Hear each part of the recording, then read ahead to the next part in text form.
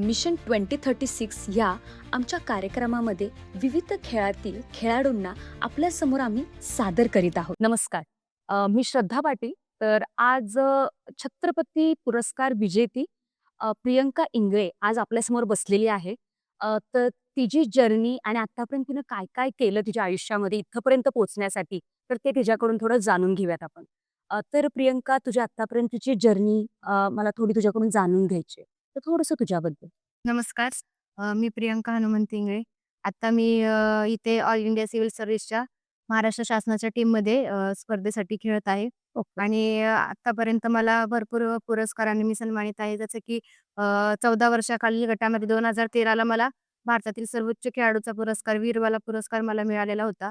Okay. 2021 ला जो senior गटातील भारतातील सर्वोच्च सर्वोच्च पुरस्कार जो आहे, राणी लक्ष्मीबाई पुरस्कार, ओके. तोही मला मिळालाय आणि 2022-23 चा जो आपल्या महाराष्ट्र शासनाचा जो पुरस्कार आहे, शिवछत्रपती राज्य क्रीडा पुरस्कार, ओके. तो देखील मला मिळालेला आहे. अरे वाह! आणि माझ्या जर्नीबद्दल सांगायचं झालं तर मी श्री सयाजीनाथ महाराज विद्यालय, आळंदी रोड या शाळेमध्ये शिकत असताना इयत्ता 5वी पासून मी माझ्या खो-खो खेळाची सुरुवात केली.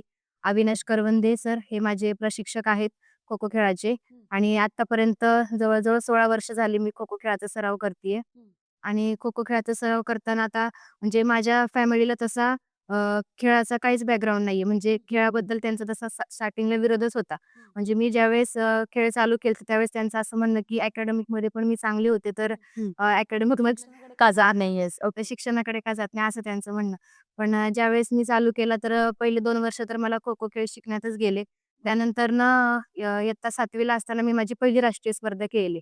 तर मग माझ्या प्रशिक्षकांनी जरा घरी माझ्या घरच्यांना थोडंफार सांगितलं, की तिच्याकडे ते कॅलिबर आहे, ती करू करू शकते. म्हणजे असं एखाद्या आपण म्हणतो ना, की कोचला खेळाडूंमध्ये दिसतं, हं, की हं. तो पुढे जाऊन काय करेल. नक्की. तर तसं त्यांनी माझ्या घरच्यांना समजून सांगितलं. त्यानंतरनं घरच्यांनी थोडा माझा विचार केला. कारण की म्हणजे माझं कसं असायचं, शाळेत जरी असले दिवसभर आपण लेक्चर वगैरे अटेंड हं, करायचे आणि हं. जेव्हा आपला स्पोर्ट्सचा टाईम असतो त्यावेळेस मग स्पोर्ट्सच्या टायमिंगमध्ये म्हणजे मी अक्षरशः लेक्चर बुडवून खाली यायचं हं. आणि शाळा शाळा संपायच्या आधी प्रॅक्टिस करायची आणि वेळेत घरी जायचं. म्हणजे घरच्यांना कळणार पण नाही, की प्रॅक्टिसला तास जमले आमने हां. ओके. आणि मग तसं करत मी 1-2 वर्ष काढले. त्याच्यानंतरनं घरच्यांना वाटलं, की हां, बाबा करू दिलं पाहिजे. कारण की मी नंतरनं सलग प्रत्येक वर्षी राष्ट्रीय स्पर्धा खेळत गेले. ओके. आणि इयत्ता 8वी ला असताना जो मी तुम्हाला बोलले, की मला वीरबाला पुरस्कार, तो पुरस्कार मला इयत्ता 8वी ला असताना मिळाला.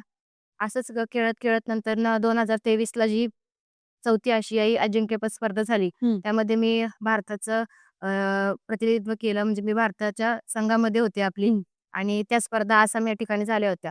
तर त्या संघात मी फक्त ॲज अ प्लेयर म्हणून होते आणि आता 2025 ला जो खो-खोचा पहिला वर्ल्ड कप झाला, हं. त्या वर्ल्ड कपमध्ये मी इंडिया टीमची कॅप्टन होते आणि आपल्या महाराष्ट्रातनं पण भरपूर खेळाडू इंडिया टीममध्ये होते. ओके. तर असा चांगला प्रवास पण राहिला म्हणता येईल आणि हं. थोडंसं मध्ये आपण म्हणतो ना, की एखाद्या प्लेयर्सच्या आयुष्यात बॅड पॅच असतात. तर तसं एक 18 वर्षानंतरनं मला असं वाटलं होतं कारण की 1-2 वर्षानं माझं सिलेक्शन होत नव्हतं. म्हणजे मी कितीही मेहनत घेतली तरी सिलेक्शन तर आपण म्हणतो ना, की एवढं करून पण होत नाही. तर असं वाटलं होतं, की आता खेळ बंद करावा की काय? पण हे त्यानंतर कोणत्या साली? 2017-18 हां, म्हणजे हां, कोविडचाच कोविड. सगळा काळ हां, होता नाही तो. कोविडचं तर 21 ला झालं. हं, हं. त्यानंतर मी सलग 2 वर्ष मग परत राष्ट्रीय स्पर्धा खेळले हं. आणि त्यानंतरनं मग आजपर्यंत खेळतीच आहे, की आत्तापर्यंत ते शासनाच्या ज्या नॅशनल गेम्स म्हणून स्पर्धा असतात, त्या 3 आत्तापर्यंत झाल्या. त्या तिन्ही स्पर्धेमध्ये मी महाराष्ट्राच्या टीममध्ये होते ओके. आणि तिन्ही वर्षी महाराष्ट्राने गोल्ड घेतलेला आहे. अरे वाह! आता एवढा ऐकता समजतं, की जर्नी डेंजर होती तशी बघायला गेलं तर. हो. कारण विदाऊट स्ट्रगल तर इथपर्यंत येणं शक्य नव्हतं. हं. कारण कसं आहे पॅरेंट्सच आपल्याला सपोर्ट करत नसतील, तर कुठेतरी आपण खचतो. हो. एवढा आपण प्रयत्न करत आहोत तर. तर मग आता एवढे तू पुरस्कार वगैरे घेतलीस, तर मग ओव्हरऑल तुझं काय मत आहे, की आत्ताची सिच्युएशन काय आहे खेळाची? 2026 चालू आहे, तर याच्यामध्ये आत्ताची सिच्युएशन काय आहे? मुलं किंवा मुली आता खो-खोमध्ये किंवा ओरल स्पोर्ट्सकडे वळतायत का?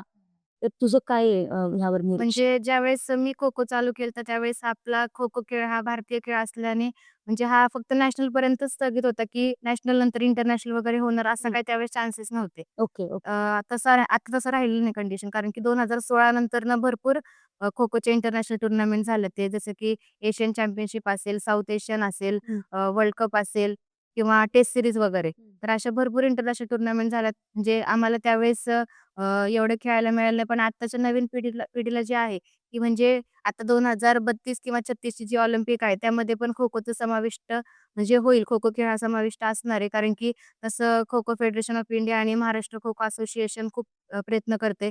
म्हणजे आता पण आपल्या अ, महाराष्ट्र शासनामध्ये जे थेट नियुक्तीमध्ये जे जॉबला लागलेले आहेत, त्यामध्ये जास्त खो-खो या खेळाचेच खेळाडू आहेत. आणि यामध्ये आपले महाराष्ट्र खो-खो असोसिएशनचे चंद्रजीत जाधव सर असतील, गोविंद शर्मा सर, सचिन गोडबोले सर म्हणजे आणि त्यांची पूर्ण जी टीम आहे, म्हणजे त्यांचं खूप मोठं योगदान आहे. कारण की आपण बघतो की हां, एखादा चांगला खेळाडू जरी असला तरी तो खेळत राहतो. पण त्याला करियर करण्यासाठी किंवा त्याला एखादी दिशा देण्यासाठी म्हणजे यांच्यासारखीच आपल्या पाठीशी असणं गरजेचं आहे. कारण की आपलं काम आहे फक्त खेळत राहणं. पण खेळानंतर ना आपल्याला एक वाटतं ना, की आपल्याला त्याच्यातनं करियर पण भेटलं पाहिजे. कारण की आपला अभ्यास हा आपला नंतर ना म्हणजे सेकंड विषय राहतो. करेक्ट. की म्हणजे खेळाकडेच आपण जास्त वळतो आपण हां, तिकडे. वळतो. तर आता मी पण क्रीडा कार्यकारी अधिकारी म्हणून बालेवाडीतच कार्यरत आहे ओके. आणि म्हणजे आता सगळं व्यवस्थित चाललंय कारण की आणि येणाऱ्या पिढीने पण काय केलं पाहिजे नाही म्हणजे अभ्यासाकडे पण दुर्लक्ष नाही केलं पाहिजे कारण की अभ्यास पण तितकाच महत्वाचा आहे. महत्वाचं. कारण की प्रत्येक जणच खेळातनं पुढे जाईल असं नाही ना. नाही, नाही. तर अभ्यासाला दुर्लक्ष नाही केलं पाहिजे आणि खो-खो खेळासाठी म्हणता येईल तर आता खो-खो खेळ हा खूप चांगला म्हणजे चांगल्या स्टेजला आलेला आहे. पहिले एवढं ग्लॅमर नव्हतं. म्हणजे आता आधी मातीवर खेळलं जायचं, आता मॅटवरती खेळला जातो. आता येस. जागतिक लेव्हलला म्हणजे आता आम्ही पण वर्ल्ड कप खेळलो ना, जवळ-जवळ 23 देशांचा सहभाग होता. ओके. तर त्याच्यामध्ये 19 मुलींचे संघ, 20 मुलांचे संघ असे अल्टरनेट 23 देश सहभागी झाले होते. तर खूपच चांगली अशी स्पर्धा झाली आणि ते महाराष्ट्र शासनामध्ये पण जे आता या स्पर्धेचे आहेत साप्ते सर वगैरे किंवा त्यांची ओके. पूर्ण टीम तर खूप छान पद्धतीने ते सगळ्या प्लेयर्सला हँडल करतात आणि मी ही स्पर्धा पहिल्यांदाच खेळते कारण की ओके. मागच्या वर्षीच माझं जॉइनिंग झालं इथे हं, हं. आणि या स्पर्धेला म्हणजे ज्यांना आपण वर्षभर आपण ह्या स्पोर्ट्समध्ये डिपार्टमेंटमध्ये काम करतो. हं, हं, तर एक हं. एन्जॉयमेंट म्हणून किंवा आपल्याला आपण म्हणतो ना प्लेयर्सला किती त्याचं एज झालं, तरी त्याला खेळायची म्हणजे हे कधी कमी होत कमी नाही. होत नाही. राइट. तर तसं खूप छान वाटतं ही स्पर्धा खेळताना. ओके. तर मला एक सांग तू भरपूर झालेले जे मॅचेस आहेत किंवा तू आतापर्यंत खेळली हं. जिथे तू मेडल आणलंस किंवा त्या टीमकडून खेळलीस. तर मला एक सांग जे काही आता गेम झाले, ते गेम कोण नियुक्त करतं? कोण हे सगळं हे करतं? आणि समजा ॲज अ यूथला ते समजा तिथं पार्टिसिपेट व्हायचं असेल तर हं. कसं करता येईल? काय? किंवा तुला कोणी माहिती दिली होती की ही ही ही मॅच खेळ तू, ह्या संघाकडून खेळ. ह्या कारण मुलांना नॉलेज नाहीये बघितलं तर, बरोबर. राइट? इथं सिटीमध्ये तसं नॉलेज मिळून जातं. हो. पण बघायला गेलं गावाकडे तर वगैरे. हां. गावाकडे थोडंसं त्याची कमतरता आहे. तर मग तुझं काय मत आहे याबद्दल? की अं, कोणकोणते असे आहेत, की तिथे मुलांना स्वतःहून जावं लागतं किंवा कशी काय सिच्युएशन काय याची? हो. म्हणजे शालेय स्तरावरती असेल किंवा असोसिएशन असे हां, 2 एक्झॅक्टली, एक्झॅक्टली. हां. असोसिएशन असे 2 पार्ट असतात आणि शालेय म्हणजे आपण शाळेत शिकत असताना अंडर 14, 17, 19 हं, किंवा जेव्हा आपण फर्स्ट इयरला जातो त्यानंतर विद्यापीठाच्या ज्या स्पर्धा असतात. हं, तर हं, अशा स्पर्धा खेळायला मिळतात ते आपल्याला शाळेमध्ये वगैरे असताना आणि त्याच्यातनं पण जिल्हा, विभाग, राज्य, राष्ट्रीय, हं, आंतरराष्ट्रीय या लेव्हलच्या स्पर्धा खेळायला मिळतात आणि हं, असोसिएशनचा जर विचार केला हं. तर असोसिएशनमध्ये आपल्याला एखाद्या क्लबला ॲफिलिएट असायला लागतं. म्हणजे आता माझ्या क्लबचं नाव आहे की राजमाता जिजाऊ क्रीडा मंडळ, पिंपरी चिंचवड. Okay, Pimpri okay. चिंचवड, आळंदी रोडला प्रॅक्टिस करते. तर माझ्या म्हणजे क्लब तू त्या क्लबकडून खेळतेस म्हणून तुला सगळ्या गोष्टीची आयडिया येते आयडिया असं तुला हां, म्हणायचंय. हो. ओके. म्हणजे प्रत्येक जो प्लेयर आहे हां. त्याने कुठल्या ना कुठल्या ह्याच्याशी संलग्न व्हावं लागेल. व्हावं लागतं. कारण ठीक की आहे. त्याशिवाय आपण म्हणजे मग पुढच्या स्पर्धा खेळू शकत नाही. ओके. म्हणजे तेच तुम्हाला मार्ग देतात, की हे मॅचेस आहेत आणि इकडे तुम्ही या वगैरे अशा पद्धतीचं. ओके. म्हणजे आता जर कोणी युथ बघत असेल तर त्यांना हां, कळलं कळलं पाहिजे, की पाहिजे. हो, बरोबर. की मी ज्यावेळी क्लबशी जॉइन होईन, क्लब हं. कोणता जॉइन करेन त्याच वेळी मला हो. म्हणजे एवढे सगळे मग शालेय लेव्हलला पण आपण खेळू शकतो. पण फेडरेशनच्या स्पर्धा असतात. खो-खो हं, फेडरेशन ऑफ इंडिया आता आपलं जे एक आहे, हं. त्याच्या ज्या स्पर्धा असतात त्यासाठी आपल्याला असोसिएशन मार्फतच आपल्याला त्या स्पर्धा खेळाव्या लागतात. ओके. ओराय. आता मी जिल्ह्याला खेळताना मी माझ्या क्लबकडनं खेळणार राजमाता जिजाऊ क्रीडा हं. मंडळ. त्यानंतर माझं सिलेक्शन होणार पुणे जिल्हा खो-खो असोसिएशनच्या टीममध्ये. म्हणजे ओके, पुणे जिल्ह्याचं मी प्रतिनिधित्व करणार ओके. आणि पुणे जिल्हा ज्यावेळेस राज्याच्या स्पर्धा खेळायला जाणार, तिथे मॅचेस खेळल्याच्या नंतरनं पुढे मग असतं महाराष्ट्र खो-खो असोसिएशन म्हणजे महाराष्ट्राच्या टीमचं आपण प्रतिनिधित्व करणार. म्हणजे असं खेळत-खेळत वर जायचं आणि मग वरती राष्ट्रीय स्पर्धेला गेले की आपण आपल्या राज्याचं प्रतिनिधित्व करतो. Okay, okay. म्हणजे हे सगळे टप्पे-टप्पे आहेत हां. ओव्हरऑल जाण्याचे. मग ह्याची माहिती तुला ॲट द एज ऑफ कधी कळलं तुला, की हे असा सगळा मोठा पल्ला मला गाठायचा आहे? खेळायला लागलं की आपोआप नॉलेज येतं. कारण की मी जेव्हा खेळायला चालू केलं, तर त्यावेळेस आपल्याला फक्त शालेय लेव्हल वगैरे हां, एवढंच त्याच्यात जास्त काय तेवढंच माहीत माहीत नसतं. असतं. हां, हो, बरोबर. हो. बरोबर. त्यानंतर मग कोचेस वगैरे मार्गदर्शन करतातच, की म्हणजे पुढं जे काय असेल ते तसं राईट, ते सांगतात. राईट. म्हणजे चांगला कोच पण मिळणं हो, तेवढं तेवढंच इम्पॉर्टंट आहे. हो. राईट. तर आता पुढचं बघायला गेलं तर तू वर्ल्ड कप आता 2025 झाले त्याच्यामध्ये तू participate as a player, as a participate पण होतीस आणि ॲज अ कॅप्टन म्हणून खेळलीस. तर तुझा अनुभव काय होता, की ॲज इंटरनॅशनल लेव्हलला त्यांचे कोचिंग असेल, ते प्लेयर्स असतील किंवा माझ्या मते पहिला अनुभव पहिलाच होता हो, म्हणजे हो. एवढ्या इंटरनॅशनल हो. लेव्हलला जाणं. तर मग तुझा अनुभव कसा होता आणि तिथून जाऊन आल्यानंतरचा तुझ्या डोक्यात पहिला काय क्लिक झालं, की आपल्यात काय बदल पाहिजे किंवा तुझी टीम खेळते, तर तुझ्या टीमकडून तुला काय एक्स्पेक्ट आहे बरोबर. आणि काय बदल झाला पाहिजे ॲज कंपेअर टू अदर्स? आमचा जे.एल.एन स्टेडियमला दिल्लीला 1 महिन्याचा कॅम्प झाला, ज्यामध्ये की ओके. 60 प्लेयर्सचा कॅम्प झाला ओके. 60 by 60 girls. हं, म्हणजे हं. पूर्ण इंडियामधनं तेवढे प्लेयर्स काढले होते आणि त्यातनं मग इंडियाची टीम फक्त 15 प्लेयर्स काढायचे होते. 1 बरं. महिन्याचा कॅम्प राहिला, ज्याच्यामध्ये आमचं स्ट्रेंथिंग वगैरे सगळ्या गोष्टी घेतल्या गेल्या किंवा ग्राउंड प्रॅक्टिस असेल हां. आणि त्यातनं मग टप्प्याटप्प्याने प्लेयर्स कमी करत शेवटी आमची 1 महिन्यानंतर टीम डिक्लेअर झाली आणि मला माहितीही नव्हतं. म्हणजे मला असं वाटायचं, की हां बाबा, आपण इंडियाला रिप्रेझेंट केलं पाहिजे. नाही कारण की 2023ला पण मी इंटरनॅशनल खेळले होते. पण बरं. आपल्याला हां. एक वाटतं ना, की खो-खोचा पहिलाच वर्ल्ड कप होतोय आणि त्या हां, हां. टीममध्ये आपण असलं पाहिजे. पाहिजे. येस. तर माहिती नव्हतं माझं सिलेक्शन होईल की नाही, पण माझे प्रयत्न त्या दिशेने चालले होते आणि जेव्हा माझं नाव डिक्लेअर झालं आणि ॲज अ कॅप्टन म्हणून झालं, तर खूप छान वाटलेलं. कारण की आपल्याला आपल्या भारताचं प्रतिनिधित्व करायला मिळणं करेक्ट, म्हणजे करेक्ट. खूप चांगली गोष्ट होती आणि त्या टुर्नामेंटला वगैरे खूप आम्हाला म्हणजे मज्जा आली. म्हणजे आम्ही तेवढा एन्जॉय पण केला, एवढं खेळलो पण आणि आम्हाला फायनल आमची नेपाळ या टीमसोबत झाली होती. Okay, okay. आणि मला टुर्नामेंटचा पण बेस्ट प्लेयरचा अवॉर्ड मला मिळाला अरे वाह! त्यावेळेस आत्ता वर्ल्ड ग्रेट. कपला. ओके. आणि आल्यानंतरनं आमचं खूप महाराष्ट्र खो-खो असोसिएशनने एअरपोर्टवरतीच आमचं स्वागत केलं होतं. म्हणजे ओके. एअरपोर्टपासनं आमचं मिरवणूक आमच्या घरापर्यंत होती. अरे वाह! एवढं चांगलं अप्रिशिएशन हो. दिलं तुम्हाला. वाह! छान. म्हणजे आल्यावरती एक वेगळंच फील होतं आणि त्यानंतर दुसऱ्या दिवशी आम्हाला राष्ट्रीय स्पर्धेसाठी लगेच जायचं होतं. म्हणजे मला घरी तर 2-3 तास पण थांबायला नाही अरे मिळालं. वाह! परत घर प्रॅक्टिस पुढे प्रॅक्टिस द्यायची. हां. हां. कारण आम्हाला उत्तराखंडला नॅशनल गेम्सला जायचं होतं लगेच. ओके. तर खूप छान वाटलं. घरच्यांना पण प्राउड फील झालं. म्हणजे त्यांनी जो मला फ्रीडम दिला होता.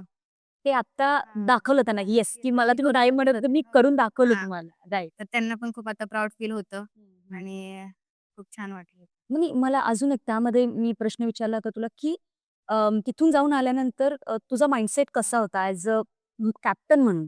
म्हणजे मी माझ्या ग्राउंडवरती पण भरपूर बदल केले. म्हणजे माझा क्लब तर फक्त मुलींचाच आहे. म्हणजे मुलं नाही तिथे प्रॅक्टिस करत ओके. आणि जेव्हा मी प्रॅक्टिस करत होते त्यावेळेस एक 15-20 मुली फक्त ग्राउंडवर असायच्या. पण आफ्टर वर्ल्ड कप जेव्हा मी ग्राउंडवरती आले, त्यानंतर सगळ्यांना असं वाटायला लागलं, की हां, खो-खो हा खेळाकडे आपण वळलं पाहिजे नाही. हां, म्हणजे ओके. त्यांचा माइंडसेट चेंज झाला, की आता म्हणजे प्रियंका ताई करू शकते, तर हं, हं. आपण पण केलं पाहिजे. तर माझ्या ग्राउंडवरती बऱ्याच मुली माझा आदर्श घेतात. मला खूप छान वाह! वाटतं. कारण ग्रेट. की त्यांना पण वाटतं, की आपण प्रियंका ताईसारखं खेळलं कळलं पाहिजे. पाहिजे. येस. तर म्हणजे बऱ्याचशा पालकांचा पण म्हणजे बऱ्याचशा पालकांना पण हे सांगू इच्छिते, की तुम्ही तुमच्या मुलांमध्ये जे आहे, तुम्ही हं. ते ओळखून त्यांना करायला लावा. म्हणजे कळलं. तुम्हाला जे वाटतं ते नाही. मुलांना काय वाटतंय हे तुम्ही करून दिलं पाहिजे त्यांना. त्यांची काय आवड आहे? त्यांची काय आवड आहे. करेक्ट, कारण की करेक्ट, त्यांनी जर ते आवडीने केलं, तर ते जास्त फोकसने ते काम करू शकतात. किंवा करेक्ट, तुम्ही त्यांच्यावरती कुठल्या गोष्टी लादल्या नाही पाहिजे. Correct, correct. आणि ॲज कंपेअर टू बाकीचे जे बाकी कंट्रीतून आलेले जे टीम्स होते त्या अनुषंगाने आपण स्ट्राँग वाटलो तिथे? हो, कारण की खो-खो हा खेळ आपल्या महाराष्ट्रातला आणि आपला भारतीय खेळ असल्यामुळे येस. आपल्याला त्या गोष्टीची जास्त माहिती आहे. माहिती. आणि आपल्याकडं सगळेच प्लेयर तेवढे कॅलिबर आहेत, की म्हणजे इंडियाच्या टीममध्ये आपण तसं बघितलं गेलं तर आत्ता जी इंडियाची टीम हं, निवडली होती, तर हं. खरंच खूप स्ट्राँग टीम होती. आणि आपल्या महाराष्ट्रातील ठाण्याची रेश्मा राठोड असेल किंवा धाराशिवची अश्विनी शिंदे अशा तिघीजणी हं. होतो. Okay, okay. तर इंडिया टीम स्ट्राँग होती आणि बाहेर देशातील आपण म्हणतो एशियन कंट्रीमध्ये जे आहे, तर ते नेपाळ, श्रीलंका वगैरे ह्यांना बऱ्यापैकी खो-खोची थोडीफार माहिती आहे. हं, हं. पण बाकीच्या आपण म्हणतो युरोपियन कंट्रीज वगैरे त्यांना एवढा खो-खो खेळाबद्दल माहीत नाही. मग पण त्यासाठी आपल्या खो-खो फेडरेशन ऑफ इंडियाने काय केलंय, की आपल्या इथले कोचेस वगैरे त्यांना जाऊन थोडं ट्रेनिंग वगैरे देणार. तर हं. म्हणजे आपला खो-खो खेळ वाढण्यासाठी करेक्ट. भरपूर चांगल्या गोष्टी चाललेल्या आहेत. म्हणजे आता बदल घडतायत हो, बदल खो-खोमध्ये. खूप घडतायत. ओके. आता बघायला गेलं तर अजून आपला ऑलिम्पिकमध्ये खो-खो हा अजून घेतलेला नाहीये. समाविष्ट नाही. हो. मग तुला वाटतंय घेतला पाहिजे लवकरात लवकर? हो, घेतला पाहिजे कारण की नवीन येणाऱ्या पिढीला तेवढंच मोटिव्हेट होतं, की हां बाबा, आपला खेळ जर ऑलिम्पिकमध्ये आला तर आपल्याला पुढे चांगले-चांगले चान्सेस आहेत, की हं. आपलं फ्युचर म्हणा किंवा आपल्याला एक चांगल्या ग्लॅमरमध्ये किंवा एका चांगल्या लेव्हलला जाऊन खेळायची संधी मिळेल. नक्कीच. आणि समजा ऑलिम्पिकमध्ये आलं तर वाटतंय आपण भारत म्हणजे काय म्हणतात त्याला भारतावर आपण वर्चस्व करू शकतो बाकीच्या हो, ह्याच्यामध्ये. नक्कीच. कारण की हा खेळ आपला आहे आणि आपल्याकडं त्या पद्धतीची प्रॅक्टिस पण चालते. आता म्हणजे मी माझंच सांगते, की मी 2 टाईम प्रॅक्टिस करते माझ्या इथं क्लबला. हं. सकाळी फिटनेस, संध्याकाळी ग्राउंड प्रॅक्टिस. असंच आपलं ऑल ओव्हर महाराष्ट्रात पण सगळ्याच ठिकाणी असं चालतं. तर म्हणजे आपण करू शकतो. Right, right. मला तू समजा आता हे लवकरात लवकर समजा ऑलिम्पिकचं झालं, ऑलिम्पिकमध्ये हां. आपला हा खो-खो खेळ समजा समावेश झाला लवकरात लवकर, तर तुला नेतृत्व करायला मिळालं तर सुरुवातीला, तर तुला आवडेल? हां, मला नक्कीच आवडेल. पण ते आता 2032 किंवा 36 हा हो, तो कालावधी तो खूप मोठा कालावधी आहे. आहे. हो, हो. ऑफ मग कोर्स, ऑफ हां, कोर्स. तर मला नक्कीच आवडेल. पण माझी अशी इच्छा आहे, की माझ्यापेक्षा पण चांगले प्लेयर्स आपल्या इथं घडले पाहिजे. नक्कीच, नक्कीच. तर त्यांना पण नेतृत्व करायची संधी मिळाली पाहिजे. करेक्ट. आता बघायला गेलं तर तू आता जो काही तुला गव्हर्नमेंट थ्रू जॉब मिळालाय, हं. तिथे नक्की तू करतेस काय? आणि तिथे तुझी नियुक्ती कशी झाली? मी 2023ला जी 4थी आशियाई इंटरनॅशनल खेळले होते. हं. त्यामध्ये आपल्या भारताला गोल्ड आहे हं. आणि आपल्या महाराष्ट्र शासनाच्या जी-आरमध्ये असं आहे, की इंटरनॅशनल जे खेळलेले आहेत, इंटरनॅशनल म्हणजे साउथ एशियन असेल, एशियन किंवा वर्ल्ड कप यांना थेट नियुक्ती, डायरेक्ट हं. रिक्रुटमेंट म्हणून त्या जी-आरमध्ये आहे, की समजा साउथ एशियन खेळलोय तर क्लास 3, एशियन खेळलोय तर क्लास 2, वर्ल्ड कप खेळलोय तर क्लास 1 जे असे त्यांचे क्रायटेरिया ठरलेले आहेत. तर त्या बेसमध्ये आता आम्ही एशियन खेळलो होतो. तर एशियनच्या बेसवरती आता आम्ही जवळ-जवळ 7-8 जण क्लास 2 ला आहे हं, हं. आणि बाकी जे नॅशनल गेम्स वगैरे खेळलेले, तर ते सगळे क्लास 4 ला आहे. हो. म्हणजे असं जवळ-जवळ खो-खोचे 32 जण 2 वर्षामध्ये या ठिकाणी जॉबला लागले ते. म्हणजे भरपूर खेळाडूंचं खूप चांगलं कल्याण म्हणजे झालेलं आहे. बघायला गेलं तर हो, खो-खोमध्ये आता हो. आहे आहे अपॉर्च्युनिटी असं म्हणजे ऑपॉर्च्युनिटी करियर बनतंय. बनते. हो. बस बाकी जे काही की नाही. पहिले आपल्याला वाटत नव्हतं, की बनेल असं ते म्हणून घरच्यांचा विरोध असेल किंवा पालकांचं म्हणजे त्यांचं पण काही चुकत नाही. कारण की त्यांना असं वाटतं, की आपल्या मुलांनी खूप चांगलं काहीतरी करून दाखवलं पाहिजे नाही. कारण की त्यामागे त्यांची पण खूप मेहनत असते. मेहनत आहे. हो, हो. तर मग तू बोललीस की पॅरेंट्सनी पण तुला साथ दिला, राइट? हां. मग ओव्हरऑल आत्ताचे पॅरेंट्स वाटतंय तुला की ते साथ देतायत मुलांना? म्हणजे आत्ताच्या मुलांचा विषय असा आहे, की मोबाईल ॲडिक्शन म्हणजे खूपच त्याला हं. ते अति झाले हां. आता. तर ते न करता त्यांनी मैदानी खेळ खेळले पाहिजे आणि त्याच्यामुळे आपलं शरीर पण व्यवस्थित राहतं आणि हं. माइंडसेट पण चांगला होतो आणि पालकांचं खरं तर हे काम आहे कारण की पालकांनी त्यांना मैदानावर घेऊन गेलं पाहिजे नाही. जे हं. की आत्ताच्या पालकांना जर वेळ असेल तर त्यांनी मुलांना मैदानावर घेऊन जाणे, त्यांच्याकडे लक्ष देणे हं. आणि त्यांना जे पाहिजे ते खेळासाठी असलेलं त्या गोष्टी त्यांनी करून दिल्या पाहिजे नाही. मग हे अवेअरनेस आपण कसं कसं करूयात आपण? तुला काय वाटतंय आता ह्या सिच्युएशनला? की हो, आपल्याला बदल घडवायचा आहे, पण मग आपण कसा बदल घडवू शकतो हा? बदल म्हणजे अ, केलं पाहिजे ना, कारण की आता पालक पण तेवढे म्हणजे आता माझ्या घरच्यांना खेळाचा बॅकग्राऊंड नव्हता. पण आता बरेचसे जे आपण बघतो, की बाकीच्यांचे जे पालक वगैरे आहे, की त्यांना स्पोर्ट्सबद्दल बऱ्यापैकी माहिती असतं, की हं. स्पोर्ट्समधनं काय होणार आहे, काय नाही होणार आहे. तर म्हणजे पालकांनी या गोष्टीची काळजी घेतली पाहिजे आणि जे मुलं आहेत, मुलांवर जर आपण एखादा विश्वास टाकला, तर मुलांनी पण तो सारथी लावला पाहिजे म्हणजे मला असं वाटतं. जे लहान मुलांनी मोबाईल वगैरे हे ज्या गोष्टी त्या थोड्याशा अव्हॉइड केला पाहिजे नाही आणि मैदानी खेळ असतील, अभ्यास असेल, या दोन्हीचं व्यवस्थित कॅल्क्युलेशन करून पुढे करता आलं पाहिजे. केलं पाहिजे. राइट. म्हणजे आता ओव्हरऑल बघेल तर ते मुलांवर आहेत गोष्टी, हो, की त्यांनी बरोबर. कितपत ग्रास्प करायच्या. तर पुढं माझं असं मला विचारायचंय तुला, की ॲज अ यूथ नवीन आता एक गेम त्याला चूज करायचंय समजा. त्याचं काही बॅकग्राऊंड नाहीये. पण हं, त्याला चूज करायचंय. त्याला स्पोर्ट्समध्येच जायचंय. हं, असं त्याचा एक रोल मॉडेल आहे, की तो स्पोर्ट्समॅन आहे आणि मला तसंच जायचंय. एक मार्ग पकडायचा आहे. हं. तर तू काय टप्प्याटप्प्याने कसं त्याला म्हणजे आता ॲज अ यूथ बघत असेल तो किंवा तो नवीन सुरुवात करत आहे एक गेम, कुठलातरी एक गेम घेऊन. तर तू काय सजेस्ट करशील, की कशा टप्प्याटप्प्याने पुढे गेलं पाहिजे त्याने आणि काय-काय केलं पाहिजे असं लहानपणापासून त्यांनी? म्हणजे प्लेयर स्वतः ॲज अ एकटा प्लेयर. हां, ॲज अ प्लेयर म्हणजे स्वतः तो एकटा कधीच मोठा होत नसतो. त्याला कोचची गरज लागते. तर म्हणजे आता त्याला जर आता एखाद्या प्लेयरला जर वाटतं, की हां, आपण ह्या कोचशी जाऊन बोललं पाहिजे नाही, की तो आपल्याला मार्गदर्शन करेल किंवा म्हणजे आपण नेहमी बघतो, की कोचला कळतं, की हा कुठल्या खेळासाठी निवडला पाहिजे ह्या प्लेयरला. म्हणजे जसं की मी गेलते तर मला आधी अथलेटिक्स गेम आवडायचा. म्हणजे मी आधी अथलेटिक्स करायचे. पण माझे जे कोच आहेत त्यांना असं वाटायचं, की ही खो-खो चांगला खेळू शकते. हं. तर असं आपल्याला कोचचं मार्गदर्शन पण अच्छा, म्हणजे तितकंच त्यांनी महत्वाचं तुला आहे. सांगितल्यानंतर मग तू खो-खोमध्ये हां. आलीस का? हो. त्याच्या आधी तुला तुझी स्ट्रेंथ नाही, माहिती होती, म्हणजे की मी मी कुठे गेलं यायचे पाहिजे? प्रॅक्टिसला आणि मी स्वतःच टाळाटाळ करायची, की नाही आता नाही जायचं.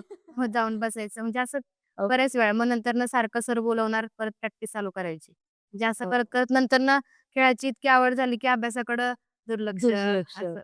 तर ते आवड तिकडे हे व्हायला हो. लागली. ओके. मी प्रश्न ते टप्पे थोडे क्लिअर कर ना अजून.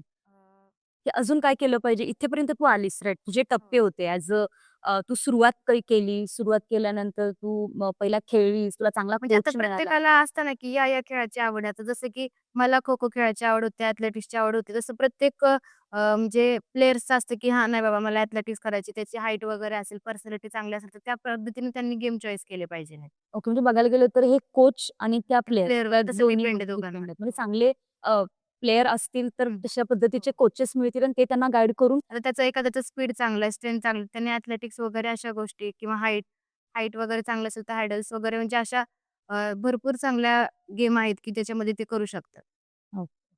तर ओव्हरऑल कोणी बघत असेल तर त्यांनाही लक्षात येईल की हो. कसं पुढे जायचंय. तर आता तू छत्रपती पुरस्कार विजेती आहेस. तर तुला तिथं स्टेजवर गेल्यानंतर तुला कसं वाटलं? तुझं फीलिंग्स कशा होत्या? तर तुला कसा अनुभव होता ते पहिल्यांदा तू गेलीस तिथे? म्हणजे मला लहानपणापासून असं वाटायचं, की म्हणजे ऐकलं होतं, की छत्रपती अवॉर्ड हा म्हणजे शेवट, की हं. महाराष्ट्र शासनाचा तो अवॉर्ड मिळणं म्हणजे खूप भाग्याची गोष्ट. म्हणजे महाराजांना मी खूप मानते आणि महाराजांच्या नावाचा अवॉर्ड मिळणं म्हणजे माझ्यासाठी खूप मोठी गोष्ट होती अगदी, अगदी. आणि 2023-24ला ते म्हणजे झालं. हं. कारण की ज्या म्हणजे महाराष्ट्र शासनाचा तो अवॉर्ड जो आहे सीनियर नॅशनल माझ्या आतापर्यंत 7 हं, झालेल्या आहेत. हं. तर 3 सीनियर नॅशनल झाल्यानंतर ना आपण त्याच्यासाठी क्वालिफाय होतो ओके, आणि म्हणजे मला खूप भारी वाटलं होतं, की तो अवॉर्ड मिळाला. मागच्याच वर्षी त्याचं फंक्शन झालं. याच हॉलमध्ये फंक्शन झालं होतं ते ओके. छत्रपती पुरस्काराचं. अच्छा, अच्छा. म्हणजे बालेवाडीमध्ये बालेवाडीमध्येच हो. Okay, okay. तर खूप छान वाटलं होतं, की आपण जे स्वप्न बघितलं होतं किंवा माझ्या कोचनी पण जे स्वप्न मला बघितलं तोच होतं पुढचा हां, प्रश्न तोच होता, की कोचचं काय मत हां, होतं म्हणजे या त्यांना सगळ्या पण असं वाटायचं, की कारण की माझ्या क्लबमध्ये आतापर्यंत एकही शिवछत्रपती पुरस्कार नाहीये. तू पहिली? मी पहिली. हो. अरे वाह! काँग्रॅट्स. थँक हे यू. हे सगळं मोठं जे सांगितलं ना आता तू केलेलं, त्याच्यावरून खरोखर इन्स्पिरेशन आहे. तुझ्याकडून भरपूर घेण्यासारखं आहे. आणि आता तुझं एज काय आहे? 25 कंप्लीट्स, 26 म्हणजे रनिंग. तू खूप कमी वयामध्ये या सगळ्या गोष्टी केल्यास. आता या कमी एजमध्ये कोणी छत्रपती पुरस्कार घेतलेला आहे विजेता? आहेत भरपूर आहेत. म्हणजे मुलींमध्ये सुद्धा? हां, मुलींमध्ये. आता ओव्हरऑल प्रवास तुझा ऐकता तर एवढं समजलं, की म्हणजे तू कमी एजमध्ये खूप काय-काय मिळवलंस. कारण तुझ्याकडे आता गव्हर्नमेंट जॉब आहे, तू हो. छत्रपती पुरस्कार विजेता आहेस. पॅरलली बघायला गेलं तर भरपूर तू आपल्या इंडियाला रिप्रेझेंट केलंस तू आता या वर्ल्ड कपमध्ये. तर तुझ्याकडून खरोखर घेण्यासारखं आहे. तर एक लास्ट क्वेशन मी तुला विचारेन, की अं, तू काय पुढच्या पिढीला काय संदेश देऊ इच्छिते आहेस? काय म्हणतात त्याला वर्ल्ड कप तू तिथे खेळून आलीस कॅप्टन, तू आता पुरस्कार घेतलास छत्रपती पुरस्कार, तर ते म्हणजे एवढं सगळं तू अचीव्ह केलेस. मग तुला काय वाटते, की युथला तू काय संदेश द्यावा? मी नवीन पिढीला एवढं सांगू इच्छिते, की प्रत्येक प्लेयरचं स्वप्न असतं, की आपल्याला जो आपल्या खेळातील सर्वोच्च सर्वोच्च पुरस्कार जो आहे तो मिळाला पाहिजे नाही. तर त्यासाठी मेहनत पण तितकीच महत्त्वाची आहे. कारण की आम्ही जेव्हा खेळत होते त्यावेळेस एवढं खो-खोला ग्लॅमर नव्हतं, फ्युचर नव्हतं म्हणून घरच्यांचा विरोध वगैरे असायचा. पण आता तसं काही राहिलेलं नाही कारण की खो-खो खेळ हा आता जागतिक लेव्हलला पोहोचलेला आहे. तर त्यामुळं खो-खो खेळ हा फक्त आता म्हणजे खेळ नाही राहिलेला. त्यामध्ये आपण आपलं फ्युचर, करियर वगैरे बघू शकतो. तर मी यूथ पिढीला एवढंच सांगेल, की तुम्ही त्यासाठी फक्त मेहनत करा. बाकी सर्व करण्यासाठी इथे सगळी लोकं आहेतच. कारण की मेहनत करणं खूप महत्त्वाचं आहे. Yes, yes, yes. Thank you Priyanka. आता मला ओव्हरऑल खरंच मला खूप चांगले वाइब आले तुझ्याकडून, की एवढं ह्या एजमध्ये तू भरपूर काय-काय अचीव्ह केलेस आणि तेवढा स्ट्रगल पण आहे ऑफ कारण सगळं झाल्यानंतर लोकं अप्रिशिएट करतातच राइट. पण त्याच्या आधीचा जो आहे. कालावधी हो. असतो, तिथं कोणी नसतं आपल्यासोबत. इव्हन आपले फक्त पॅरेंट्स आणि जे काही कोच कोच. ज्यांना तू म्हणतेस, की येस, की ते माझे गुरु आहेत, त्यांनी मला इथपर्यंत आणलं. राइट. तर आज आपण प्रियंका इंगळे ॲज अ छत्रपती पुरस्कार विजेती हिचा आपण आज इंटरव्ह्यू घेतला आणि ओव्हरऑल तुझ्याकडून खरोखर इन्स्पिरेशन घेण्यासारखं आहे. तर टाउन्सोल थ्रू असे दिग्गज आपण खेळाडू आपण आपल्या समोर बसवणार आहोत. तर नक्कीच हा पॉडकास्ट बघा तुम्ही, जेणेकरून ह्यातून तुम्हाला नक्कीच एक माहिती मिळेल. कारण जे आपण टाउन्सोलनी एक लाईन दिली आहे, तुम्ही बघत असाल तर. तर taunso.orgला बघितलं तर तिथे आहे, की आपण डेव्हलपमेंट करत आहे. स्पोर्ट्स डेव्हलपमेंट जो प्रोग्राम आपण रन करत आहोत, तर त्याच्या थ्रू आपण असे चांगले-चांगले खेळाडू आपण समोर बसवणार आहोत. तर त्याच्या थ्रू आपण एज्युकेशन पण देणार आहोत आणि त्यांची जर्नी सुद्धा. तर नक्कीच बघा. थँक्यू. धन्यवाद. मिशन 2036 या आमच्या कार्यक्रमामध्ये विविध खेळातील खेळाडूंना आपल्यासमोर आम्ही सादर करीत आहोत.